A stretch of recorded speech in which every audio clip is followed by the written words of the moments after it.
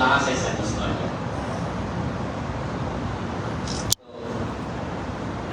লাশে মারা গেছে 5 তারিখ।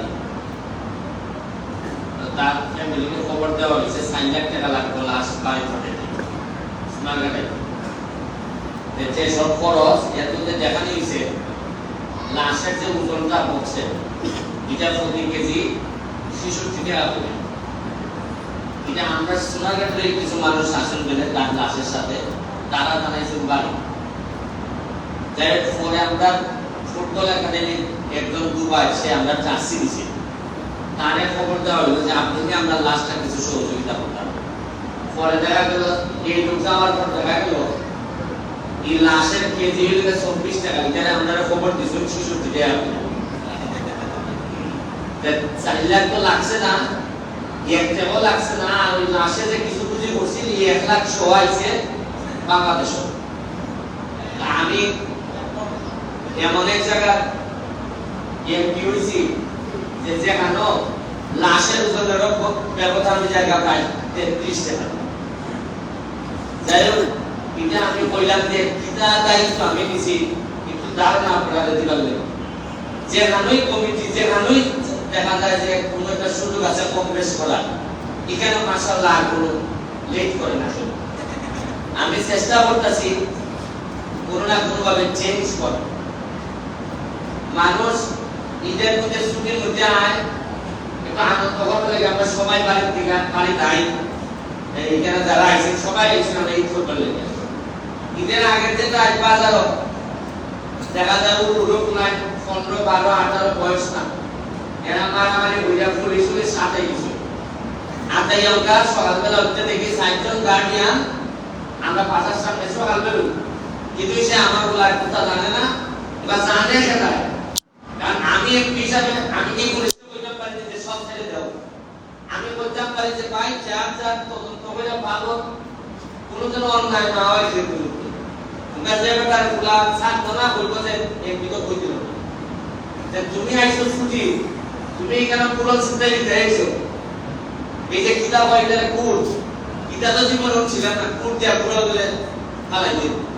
এবং তাও বড়তা না, পুরুরতা। আমি আপনারা অনুরোধ করি যারা গার্ডিয়ান আছে তারা আল্লাহতে বাচ্চারা কই যায় না যায়, এই একটা এলাকার আগাই নেওয়ার দায়িত্ব শুধু এমপি চেয়ারম্যান মেম্বারের না। আপনারা গার্ডিয়ানরা যদি শক্ত হই তাহলে এই জায়গাটা আমরা উপরে তুলতে পারবো। আর যে ঈদগাহ ব্যাপারে আমি আপনাদের একটা কথা বলবো। আমার মা এমপি করে আমার কাছে কিচ্ছু চাইছেন, খালি বলছেন যে আমার একটা শখ, আমি সোনারগাঁর একটা শাহী ঈদগাহ দেখতে যেতাম, যেমন সুন্দর একটা ঈদগাহ দেখতে যেতাম। এর লেগে আপনারা আগামী বছর ঈদগাহ নমুনা আমি কিতাব বানাই আগামী ঈদ নামাজটা করবো আশা করতেছি। সেরকম একটা নমুনা যদি 50 লাখ লাগে 1 কোটি লাগে আমি লাগাই দেবো ঈদগাহ। আমি আমার ছোট ভাই, আপন ছোট ভাই নাই, আমার সোহাগ, তার দায়িত্ব দিছি প্রথম পরীক্ষা ঈদগাহ তারে তুমি এমন ভাবে সাজাই দিবা। আশা করি, আমি জানি না যে ঈদগাহ 2 তলা ওটার নিয়ম আছে কিনা, কারণ আমরা যে ঢাকার ঈদগাহটা এটা কিন্তু নিচতলা বলি, এমন ভাবে করা যায় কিনা যাতে মানুষ সোনারগাঁ আইলে একটা ঈদগাহ ভাই সাইয়া থাকে। আমি মৌলভীবাজারে দেখছি যে এইরকম একটা সুন্দর সুন্দর ঈদগাহ আছে। আমরা তো পয়সার অভাব নাই, আমরা অভাব হইলে খালি কাজ করা এবং চিন্তা।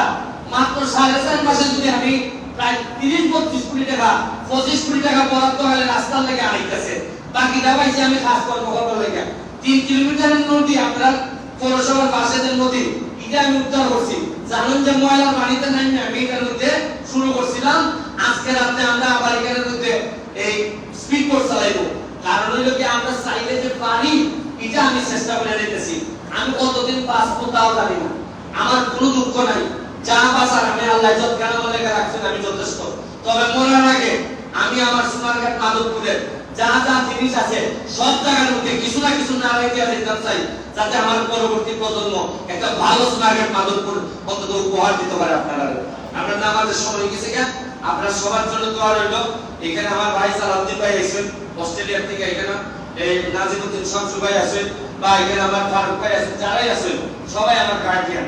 আমি তো খালি শুধু এমপি তো আমার মনে করার কোনো কারণই নেই। আগামী 4.5 বছর পরে এমন হয়তো পারে আমি আর সারি যাবো না, কিন্তু যে কষ্ট এমপি আমি যদি আগে জানতাম এটা আমার অত শখ হইল না এমপি হইবার পরে আমি তার পাইতেছি মনে হয় ঠিক মতো 2 জায়গা খরচ করতে গেলে একবারে মানে মানুষের টাইমের জায়গা, আর একটা কম্পিউটারের মতো বললে তো 20 টাকা ধরলাম যায় কম্পিউটারিয়া। কিন্তু আমি যেটা দেখতেছি সব মানুষের মনে লাগবে সকালবেলা থেকে রাত পর্যন্ত যে ডিউটি দেওয়া লাগে, ইয়া মাহবুব আপনারা বুঝাই পারতাম না যে এটা কি কষ্টের কাম, আমাদেরকে একটু দোয়া করবা। আসসালামু আলাইকুম।